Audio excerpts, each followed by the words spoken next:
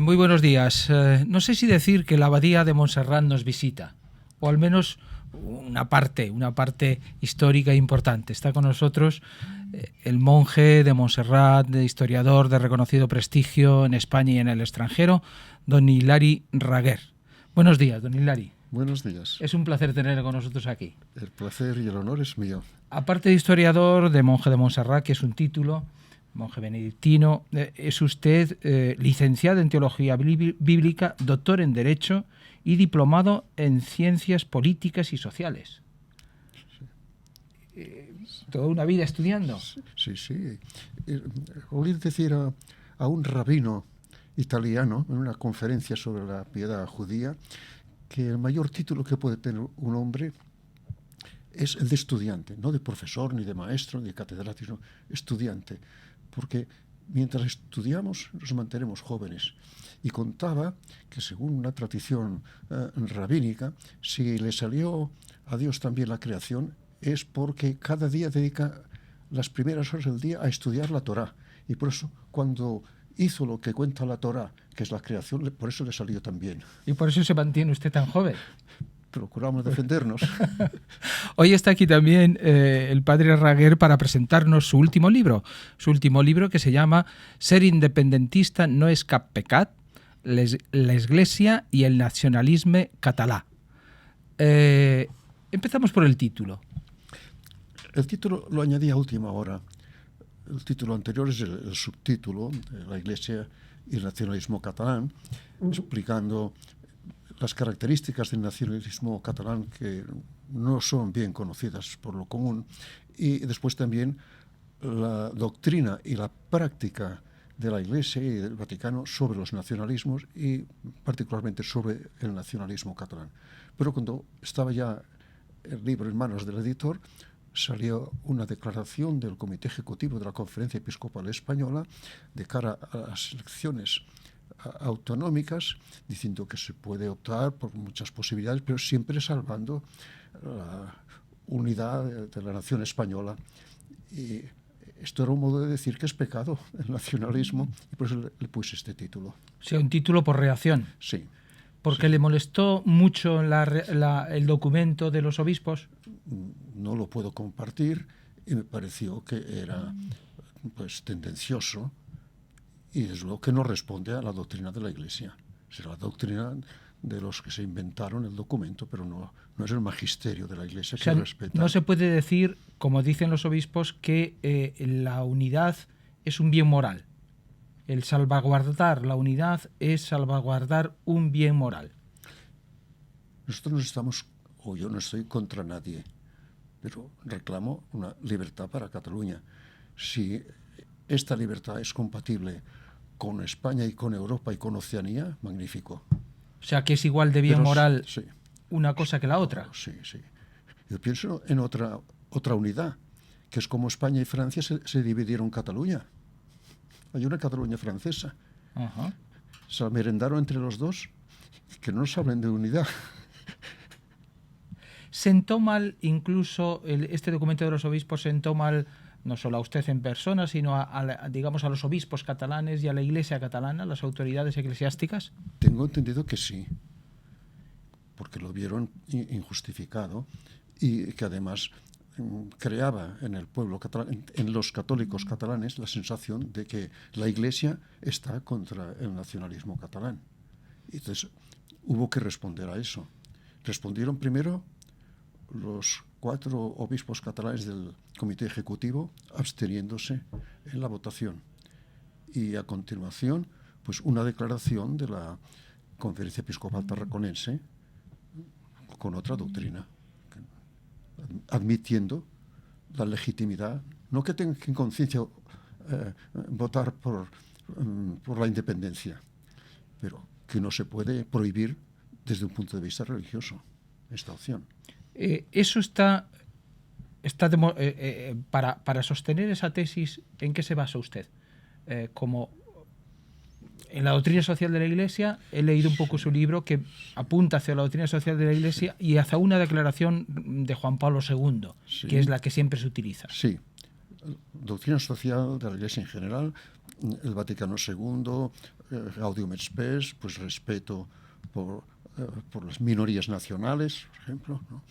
Y sobre todo lo de Juan Pablo II, que él hablaba como polaco, pero si su doctrina es válida, será también aplicable a situaciones parecidas.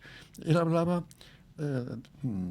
enfáticamente, patéticamente, en su discurso en la UNESCO en París, de soy de una nación y hablaba que se basa en la cultura. Y ahí me agarraría yo para decir que la nacionalidad catalana es de base cultural, no es étnica. No es étnica. Es una cultura centrada en la lengua, pero va incluso más allá de la lengua. Un modo de entender la vida, unos valores. Cuando en 1940 Himmler pasó por Montserrat buscando el Santo Grial.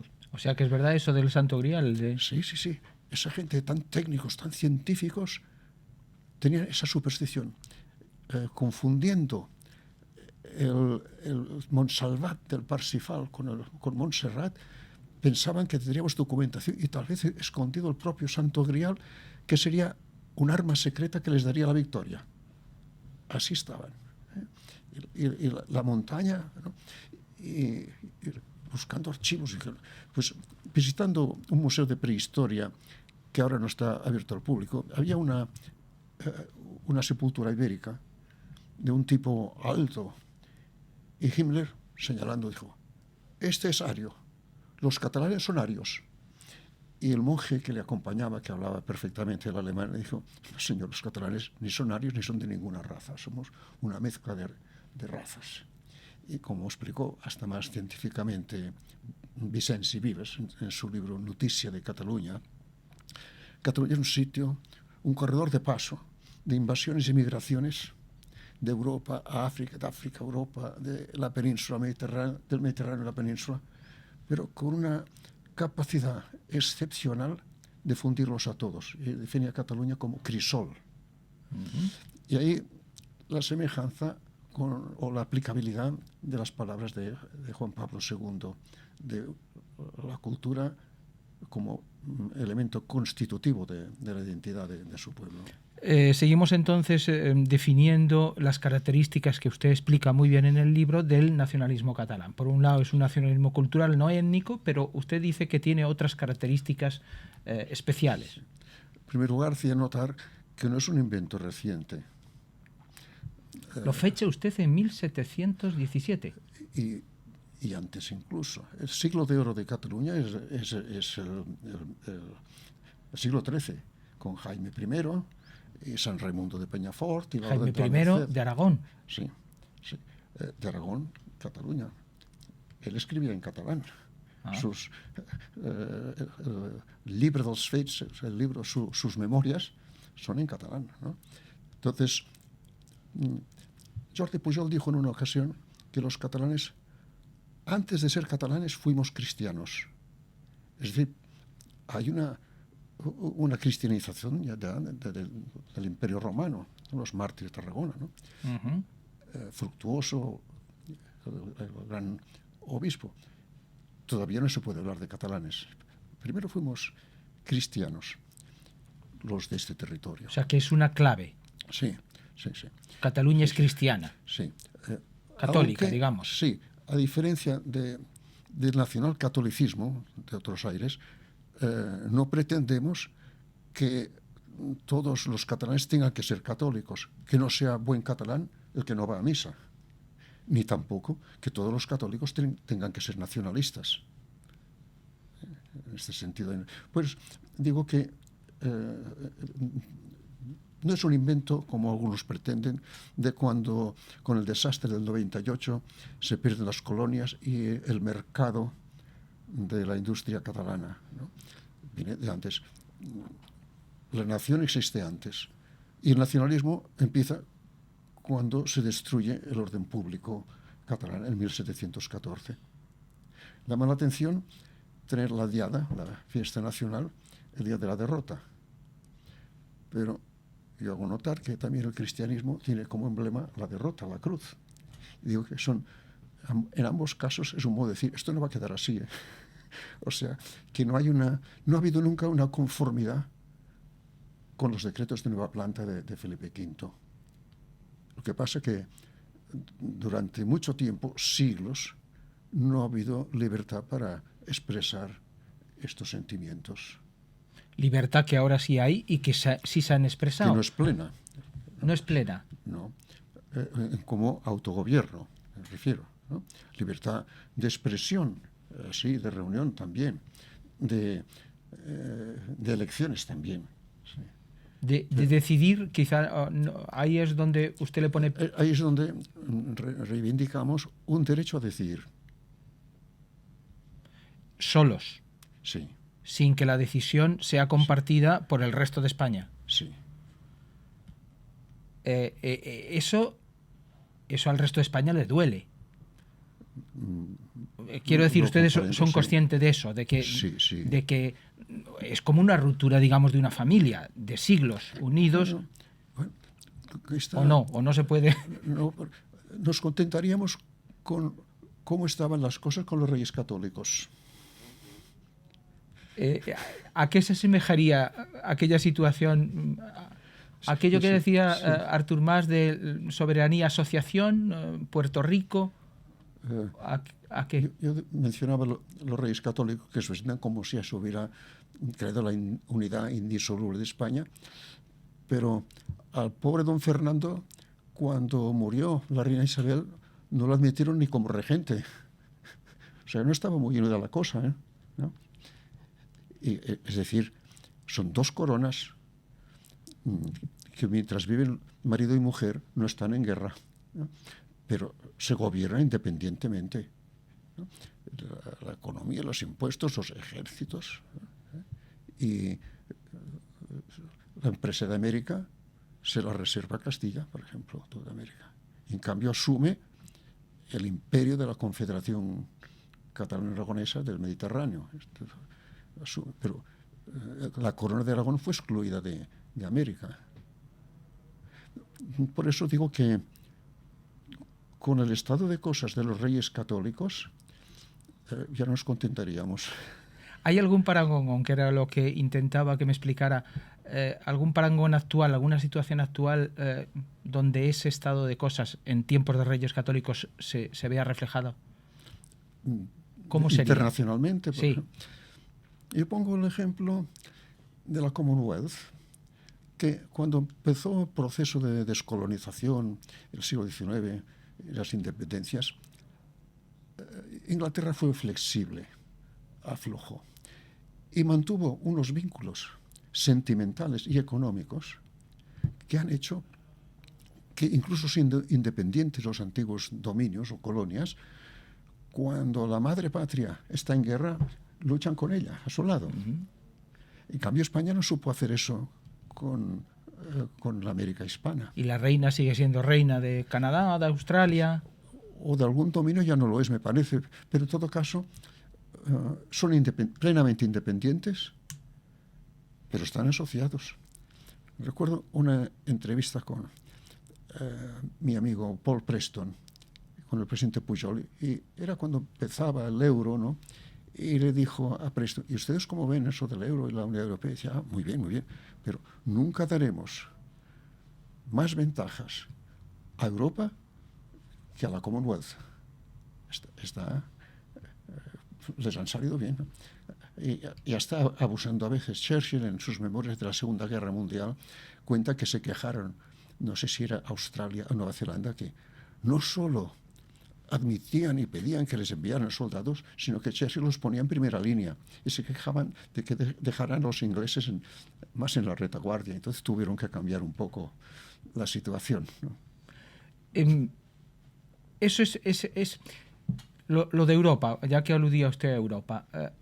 La independencia de Cataluña es viable fuera de Europa y en este momento, tal y como están las cosas, parece que no podría ser dentro de Europa. Yo no veo que sea imposible. Habrá que seguir unos trámites y habrá unas dificultades. Habrá la oposición del gobierno español, eso hay que darlo por descontado, pero yo no lo veo imposible. porque no interesa tampoco hundir Cataluña. No creo que interese en Europa ni en España hundir Cataluña, ¿no? Y por lo tanto, ciertamente que sería una situación difícil económicamente estar separado, pero hay países que tienen muy buenas relaciones con Europa sin formar parte de la Unión Europea. Suiza, por ejemplo. Y entonces, eso no sería un obstáculo. No sería un óbice. Aparte de que, quizá no para todos los catalanes, pero para muchos, la cuestión de que económicamente sea poco ventajoso no es la última razón ni la que pesa más. O sea, la razón que pesa más suelen ser los sentimientos, lo que se siente, sí, el una corazón. conciencia y una voluntad, ¿no? Renan, refiriéndose a la nación francesa, decía que la nación es un plebiscito diario, ¿no? Pero a eso se ha añadido otras razones de tipo económico, que sobre todo personas inmigradas, estos ven como razón más contundente, más que las sentimentales o históricas, que un Estado catalán podría prestar servicios sociales y educativos mejores. Para mí personalmente pesa más las otras razones. Las razones sentimentales. Sentimentales, históricas y de lo que creo que es de justicia. ¿Usted se sentiría bien si mañana o pasado o dentro de unos meses se declara la independencia catalana? Personalmente me sentiría bien. Es posible que tuviera que lamentar alguna consecuencia desfavorable, pero fundamentalmente me sentiría bien.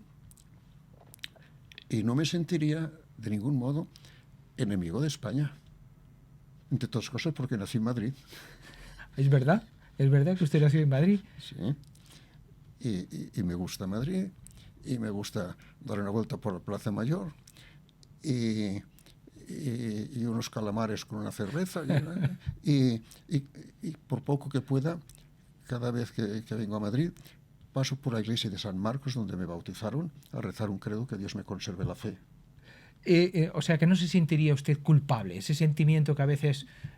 No, culpable de ningún modo, no. No hay culpabilidad en una eventual ruptura. No. Sería un proceso... La culpabilidad es la que nos ponía el Comité Ejecutivo del Episcopado Español, y que lo rechazamos, y lo rechazo yo, sí. Tal y como están las cosas, parece que el pueblo ha hablado, y el pueblo no parece que, en general, que esté ya diciendo queremos ya las últimas elecciones, me refiero. Las últimas elecciones me sorprende las alegrías de Rajoy y de la señora Camacho, como si fuera un gran triunfo, cuando resulta, en el Estado español hay dos grandes partidos. El Popular gobierna en la mayoría de las autonomías y en el gobierno central.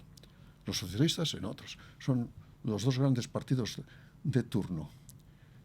En las últimas elecciones han quedado en tercero y cuarto lugar. Me parece un gran triunfo esto, ¿no? Y después ha habido un retroceso, ha perdido Artur Mas, ha perdido, no derrotado del todo, ha perdido fuerza él y su partido, su federación con Unión Democrática, Convergencia y Unión Democrática. Pero en conjunto hay más de 2/3 de diputados soberanistas. Otra cosa es que en este momento un referéndum por la independencia, si es que llegara a convocarse, si el gobierno central no lo impidiera, creo que daría una mayoría soberanista, pero no la mayoría necesaria para una independencia, que no puede ser el 51%, tiene que ser una mayoría mucho más contundente. Una mayoría holgada. Sí. El modelo de Quebec, donde hicieron ya, si no recuerdo mal, por 2 veces ese referéndum y lo perdieron, sí. ¿Es un poco el que tienen en mente? En cuanto a procedimiento y legitimidad y hasta cordialidad del procedimiento, sí, es decir, consulta, y de una parte y de otra se acepta el resultado de la consulta. no les salió favorable en las dos ocasiones, bueno, pues no van a más, no hacen una declaración unilateral de los quebequeses partidarios de la independencia, ¿no? Y por otra parte tampoco los fusilan. O sea, hay un entendimiento entre las dos partes. Sí, un modo legal y civilizado de plantear el derecho a decidir. ¿Por qué en España todavía nos falta cultura democrática, cultura para admitir ese tipo de cosas? Yo diría que falta fundamentalmente cultura histórica. Es decir, nos acusan de haber falseado la historia de Cataluña. Yo digo que lo que se ha falseado es la de España. Que a los niños se les enseña un mapa de un solo color y eso sorprende que aquí se habla otra lengua. Como si nos lo hubiéramos inventado para que no nos entiendan. Y sin embargo hay quien dice que el Estado de las Autonomías ha descentralizado ya tanto que esto es más que un Estado federal. No, ni No. hablar. De modo alguno. No. Tiene menos competencias, por ejemplo, Cataluña que, no sé, que Renania-Westfalia o que Baviera. No conozco con toda exactitud, pero la diferencia es mayor entre los Länder alemanes. Al fin y al cabo es la misma cultura, con matices locales, pero la misma cultura. Aquí hay una diferencia más marcada, que es no solo la lengua, sino un estilo.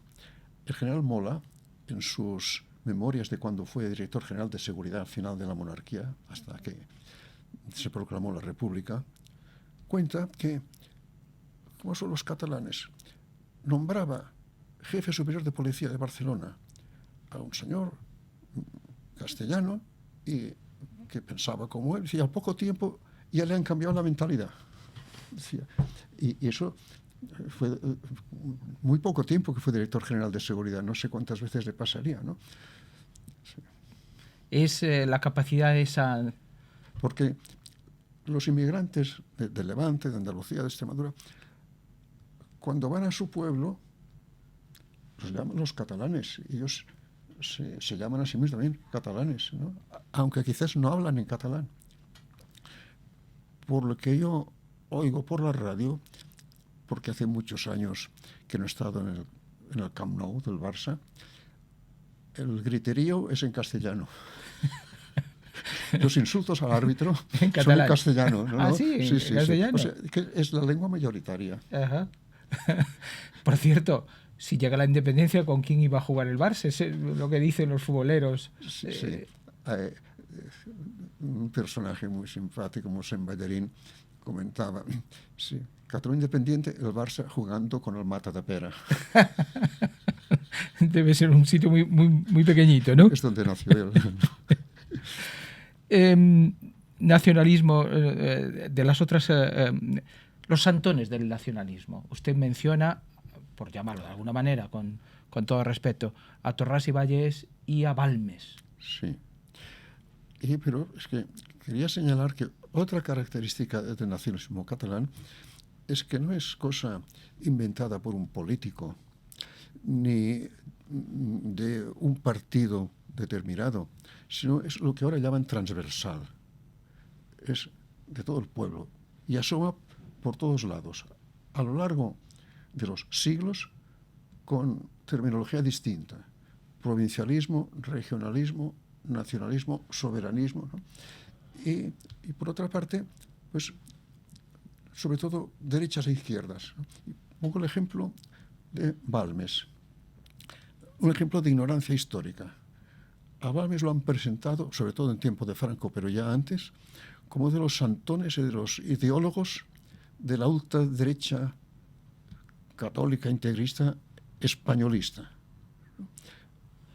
Acción Española, aquel movimiento y revista de Vegas Latapié que se creó durante la República con la finalidad confesada de sentar las bases doctrinales y morales para una revolución contra la República, pues lo tenía como uno de sus grandes maestros, junto con Donoso Cortés y Menéndez y Pelayo, que por cierto, el último número de Ínsula, monográfico dedicado a Menéndez y Pelayo, hay un artículo del coordinador del Número, no recuerdo su nombre, diciendo que también a Menéndez y Pelayo lo han malinterpretado, que no era reaccionario como lo capitalizaron más tarde. Entonces, Balmes tiene escritos íntimos, personales, donde muestra su sentimiento profundamente catalán y nacionalista, y hasta en algún punto, yo diría, independentista.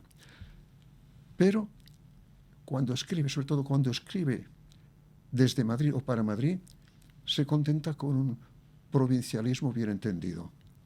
Esto sería el realismo de aquello es impensable, pero a ver qué podemos obtener. Y yo cito algunos textos. El pragmatismo sí, catalán. Sí, lo que Pujol llamó peix al cova, pescado al cesto, ¿no? A ver, pero recibamos y luego ya acabaremos de discutir. También es verdad que se puede ser, si entiendo bien, se puede ser nacionalista por sentimiento, sin llegar a ser y conservar esa cultura, ese sentimiento, todo eso, sin llegar a la ruptura, sin llegar a la soberanía, sin llegar a la independencia. Sí, hay quien piensa así, sí. Y habrá que respetarlo democráticamente, ¿no? Y por eso, si no es una mayoría holgada, partidaria de la independencia política, no se puede hacer un acto de declaración de independencia, independientemente de que el Estado español lo permitiera o no. Pero eso sí que sería romper la sociedad catalana. Si hiciera un acto unilateral, desconociendo que hay una parte importante, aunque sea minoría, pero una minoría muy importante, significativa, sí, que sigue siendo pues española más que catalana, o por igual, pero no quiere una independencia política. ¿La Iglesia catalana siempre ha sido nacionalista? ¿Se puede decir que sigue siendo nacionalista? Torras y Vallès, hablábamos antes de uno de los epígonos. Habría que distinguir la jerarquía. Y Torras y Vallès, su gran libro, La tradición catalana, es fundamentalmente una obra apologética. Es decir, se encuentra en el cambio de siglo, es un momento con el romanticismo, gran fervor nacionalista, romántico, ¿no? Sentimental. Y está tomando un rumbo anticlerical izquierdista. La literatura, las revistas, los políticos, los republicanos federalistas de l'Empordà, ¿no? Estos hay unos brotes anticlericales. Y entonces Torras y Vallès se horroriza. ¿Esta es la Cataluña que va a salir? No, Cataluña tiene que ser cristiana. Hay una frase que está esculpida en la fachada de Montserrat: Cataluña será cristiana o no será. No se encuentra en las obras de Torras y Vallès, pero es su pensamiento, ¿no? Una Cataluña anticlerical, anticristiana, para él no sería Cataluña. Lo cual, yo también deseo que Cataluña sea cristiana, pero no voy a negar la catalanidad a los que no piensen como yo. O a los que sean musulmanes o de cualquier otra religión. Sí. Eso es la gran diferencia. Al final del libro digo que lo que presento yo no es nacionalcatolicismo. Y nacionalcatolicismo pondría un par de ejemplos muy característicos. Uno se lo oí contar por radio. Chumi Chúmez, el humorista que es de la Codorniz, hablaba como una especie de memorias de palabras verbales, ¿no? Decía que poco después de la guerra, como alférez de complemento, lo destinaba a Jerez de la Frontera, y llega una nueva leva y les toma la filiación, nombre, apellidos, los padres, natural de, religión y todos, católica. Y ponían C-A-R, católica, apostólica, romana. O sea, no basta, católica, apostólica y romana, y más papistas que el Papa, ¿no? Todo español, por definición, ¿no? Bueno, hasta que llegó uno, que religión, ninguna. ¿Eres protestante? No, pues ¿qué religión tienes? No, yo no tengo ninguna. ¿Hay que tener alguna religión? No, pues yo no tengo ninguna. Pero aquí hay que poner algo. Y digo, pues ponga la actual. Si la cambia, la cambiaremos, ¿no? Bueno, o sea, no era revolucionario, no iba contra nada, ¿no? Yo no tengo, pero si quiero, pues ponga, ¿no? Y en una conferencia en un pueblo de Andalucía, en Almedinilla, sobre esta iglesia y guerra civil, conté esta anécdota. Y en el coloquio final, un señor dijo, a mí me pasó algo parecido, ya algunos años más tarde, las cosas habían empezado ya a madurar un poco más. Y también dije, religión, ninguna. Y el escribiente dije, mira, si te parece, pondremos CAR, que es lo que ponían todos. Dice, ¿eso qué significa? Mira, en tu caso significará, carece de actividades religiosas. Bueno, pues yo diría, lo que yo presento no es esto, ¿no? Un respeto al que no es de nuestra religión o al que no es de nuestra nación. La jerarquía catalana, de todas maneras, desde Torras y Vallès, me imagino que desde antes, pasando por los documentos famosos de los arrels, Sí. siempre, casi siempre, o mayoritariamente, se ha declarado partidaria del nacionalismo. Sí. Menos hoy ya no está tan claro. Es decir, ya hay varios obispos catalanes, o en diócesis catalanas, que eso no parecen tenerlo tan claro. Habría que tener en cuenta que durante la dictadura franquista había el derecho de presentación. Entonces, jamás un obispo nacionalista, que se podía sospechar que era nacionalista. Son obispos que, por razones pastorales, defenderán la lengua. En lo político, durante el franquismo, nada. Algunos, algo de defensa de derechos humanos, pero es por razones pastorales. Me contaron, uno de los defensores... Monseñor Deix, sí que era... Sí, ¿no? Muy catalán, no era politiquero. Algún otro obispo, sin ser tan nacionalista, es más politiquero en Cataluña y más allá de Cataluña, ¿no? Pero me refiero a que cuando en 1966 se celebra la primera reunión de la Conferencia Episcopal Española, constituida por imperio del Vaticano II, uno de los primeros problemas que tuvieron que tratar era cómo se aplicará la decisión del concilio de usar la lengua vulgar en la liturgia. Y entonces se daba, por supuesto, que es el español, ¿no? Y el obispo de Segorbe y Castellón, Ponigol, que después sería arzobispo de Tarragona, ese muy catalán y también nada politiquero, ¿no? Y pues se dijo, en mi diócesis hay dos lenguas del pueblo. Bueno, pero todos entienden el español. Pero hay dos lenguas del pueblo, ¿no?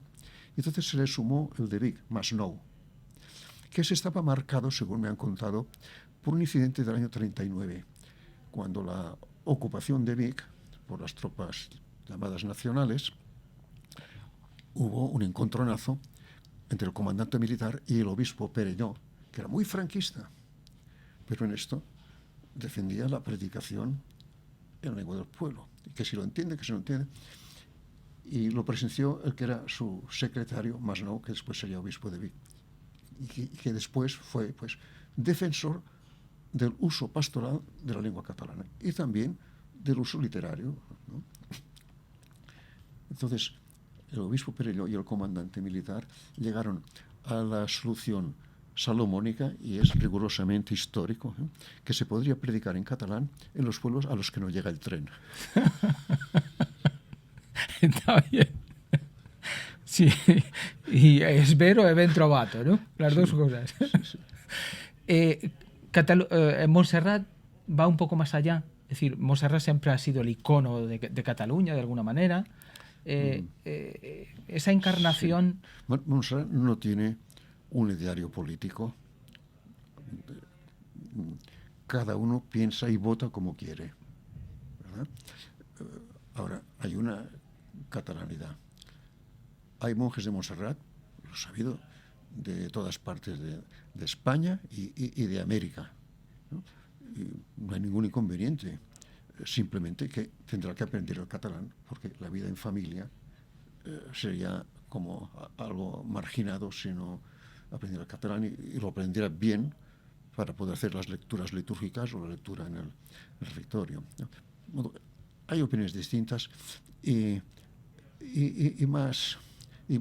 no tanta intervención o toma de posiciones políticas como puede dar la impresión, por ejemplo, no los juzgue a todos por lo que estoy diciendo, ¿no? O sea que dentro de Montserrat, dentro de la abadía, hay distintos posicionamientos. Cuando salió el catecismo Ratzinger, ¿no?, en el diario El País, alguien publicó un artículo sobre los nuevos pecados. El catecismo nuevo, además de los pecados tradicionales, habla en cuestión de delitos económicos y políticos, etcétera, ¿no? Y entonces un monje me dijo: oye, que el nuevo catecismo han puesto más pecados. Sí, en esta forma. ¿Y tú sabes cuáles son? Mira, yo he sacado fotocopia de un artículo que los enumera. Me interesa. Bueno, pasé fotocopia del País. Y después me lo dicen: tranquilo, el único pecado nuevo que cometo es no ir a votar. O sea que también los hay que no votan, que pasan de la política, sí, o que están... Entonces, lo de Montserrat. Mira, una característica de Montserrat como santuario es que, más allá de las necesidades individuales que afloran en los santuarios y que están también en Montserrat, me gusta ver el libro de oraciones donde la gente se inscribe, que piden trabajo, salud. Los inmigrantes piden a la Virgencita que se junte la familia, que se arreglen los papeles. Pero además de estas necesidades individuales o familiares, es un sitio de colectividades, de grupos o asociaciones deportivas, culturales, literarias, excursionistas, de muchos tipos, ¿no? Para reunirse es un sitio donde todos están bien, creyentes o no creyentes, porque Montserrat es una referencia para todos los catalanes, creyentes o no creyentes. Hace algunos años, cuando murió el abad Cassià Just, en el funeral estaban en primera fila el gobierno de la Generalitat en peso. Y estaba allí el consejero de Medio Ambiente, que estaba preocupadísimo, como todo el país, porque que hace 4 o 5 años que hubo una sequía tremenda, que llegaron a prohibir lavar los coches y regar los jardines públicos, sí, ¿no? Y estaban desesperados, ¿qué habrá que hacer?, ¿no? Y el consejero de Medio Ambiente, que era el responsable político de la sequía, contó, no sé si ingenuamente, en una entrevista por radio, que aquel día estaba desde su banco mirando la moreneta y diciéndole: tú sabes que soy agnóstico, pero si puedes hacer algo, hazlo. Y llovió a mares. Entonces, quiero decir que hay muchos grupos que van a Montserrat. Y Montserrat es el grupo de grupos. Internet. Comunidad de comunidades, el grupo de grupos, sí, Internet. Sí. El tiempo se está pasando. No me resisto a preguntarle, desde su atalaya de historiador, ¿hay esperanza para la crisis? ¿Hay esperanza para de una salida cercana, al menos, a esta situación en la que estamos? No lo veo. Yo había estudiado economía política y después de los cursos de economía política en la Facultad de Derecho estuve en el seminario de Ciencias Económicas de la Universidad de Barcelona. Creía haber entendido algo, pero tengo la impresión de que esta ley del mercado y de la oferta y de la demanda, que enseñaban que se arregla sola, que el desarreglo, el desequilibrio es solo por un tiempo, cada vez está peor esto. Yo creo que falla el sistema capitalista. Yo no sé si puedo tener todavía un par de minutos. Sí, sí. Rovirosa, fundador de l'OAC, que pasó unos años confinado en Montserrat y nos marcó profundamente a los que le tratamos.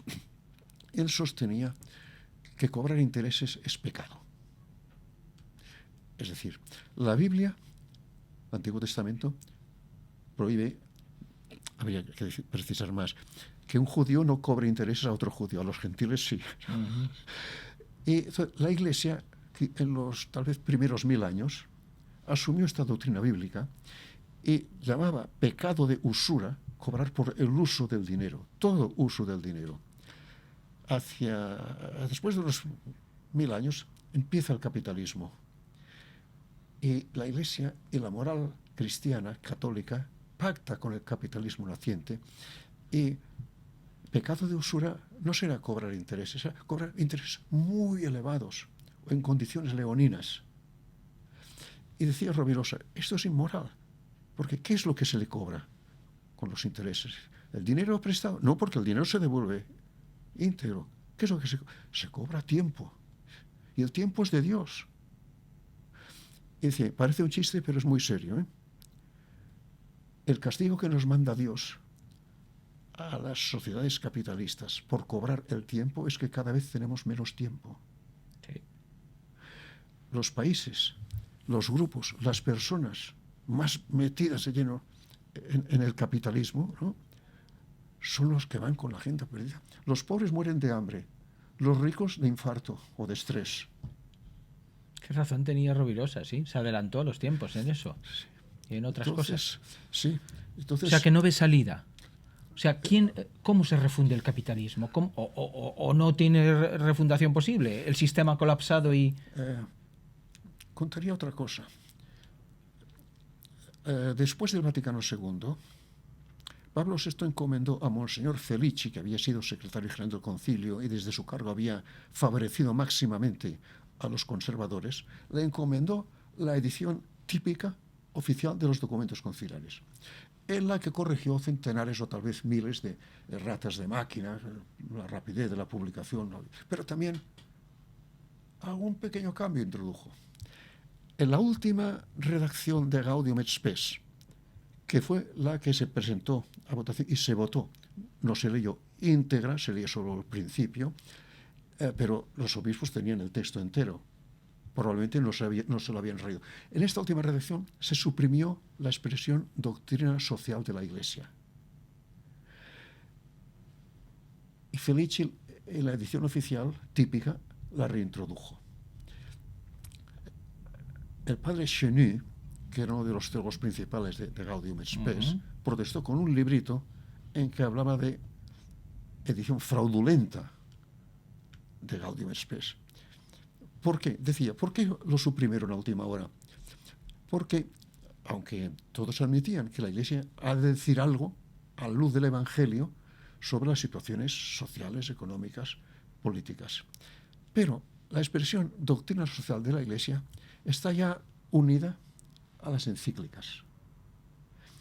Y las encíclicas no todo viene del Evangelio, sino de una ética también del mundo. Los protestantes critican las encíclicas porque dicen que viene más de Santo Tomás y de la escolástica que de la Biblia, ¿no?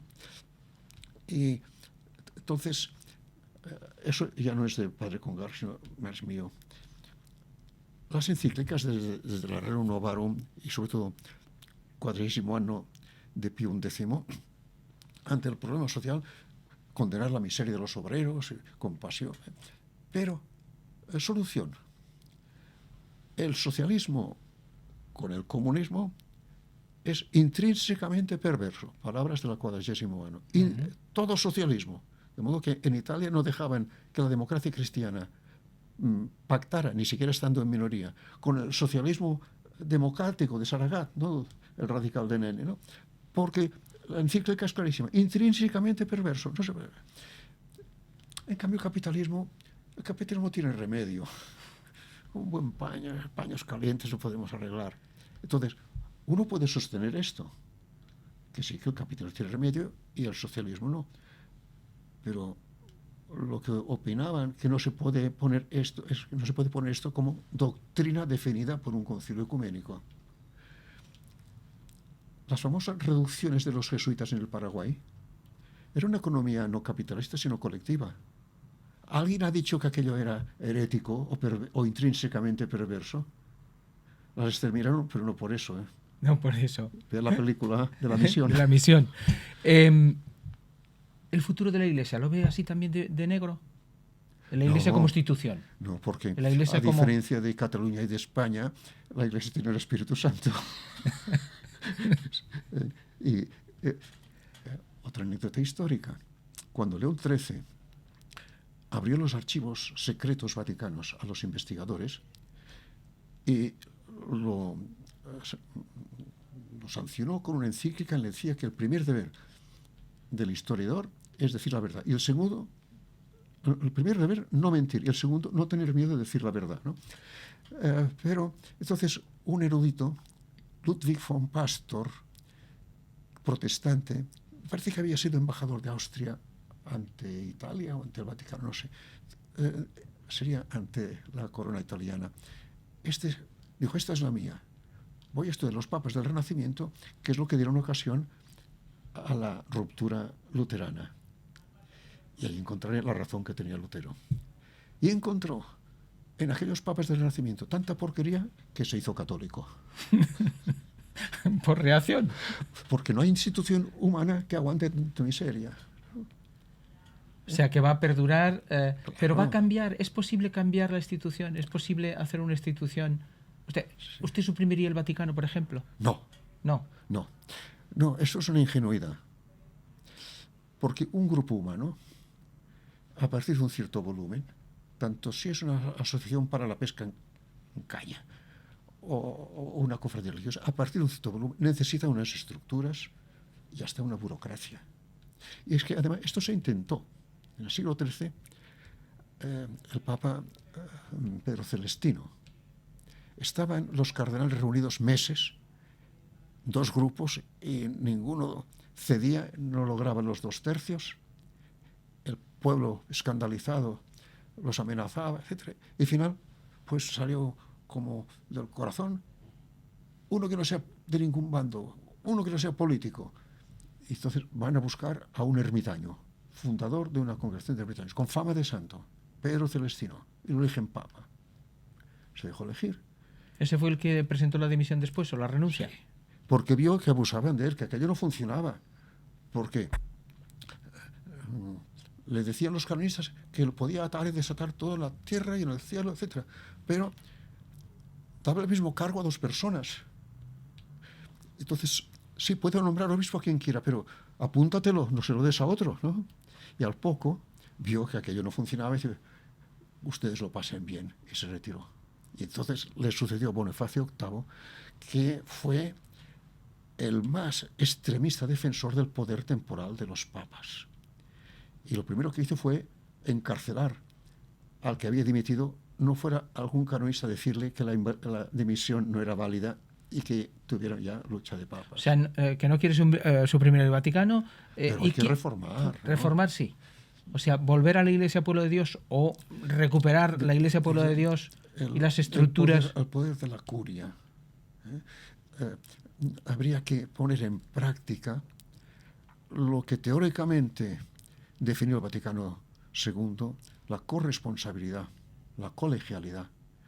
O sea, que el episcopado mundial participe más en el gobierno de la Iglesia y no esté, no diré en manos del Papa, sino de la curia. Cuento otra anécdota de Felici. Felici primero le encargó Pablo VI la edición típica de los documentos vaticanos. Después a este anticonciliar le encargó presidir la comisión para la interpretación de los documentos del concilio. Bueno, y además, a continuación, presidir la comisión para la redacción del nuevo Código de Derecho Canónico. Los documentos del concilio tendrían que traducirse en leyes. Y le encargan las leyes al que iba contra el concilio, ¿no? Y así fueron las cosas, ¿no? Entonces, ya retirado, pasaba cada año el mes de agosto en una finca de unas religiosas en Cataluña, y el día de la Asunción venía a Montserrat, no concelebraba, decía el capisayo al lado del abad, y al final un discursito y la bendición apostólica, almorzaba y tomaba café con la comunidad, y le gustaba que hicieran preguntas, muy charmán, ¿no? La última vez que estuvo, no recuerdo el año, pero aquel mismo año murió. Y estaba con una euforia rara, yo no sé si estaba un poco ya medicado o así. El caso es que hacía poco que habían elegido a Juan Pablo II. Y siempre que eligen un papa, dicen, ahora va a reformar la curia. Pero la reforma de la curia, defensa de la curia es indispensable, puede hacerse retoques de organización, pero la iglesia no puede funcionar sin la curia. Y el Papa Nuevo, ¿qué le parece? Estupendo, magnífico, ¿no? Y un monje, el padre evangelista Vilanova, padre Espanso, dijo tímidamente, algunos critican estos viajes. Y dice, pero ¿cómo se atreven a criticar los viajes del Papa? ¿No ven cómo entusiasma la muchedumbre, cómo arrastra al pueblo, cómo alienta? Y añadió, y son palabras literales, de las que son testigos todos los monjes mayores de Montserrat, ¿no? Sí, su carisma es viajar, el nuestro es gobernar la Iglesia. Que lo pensara no me sorprende, pero que lo dijera, esto me sorprendió, ¿no? Entonces,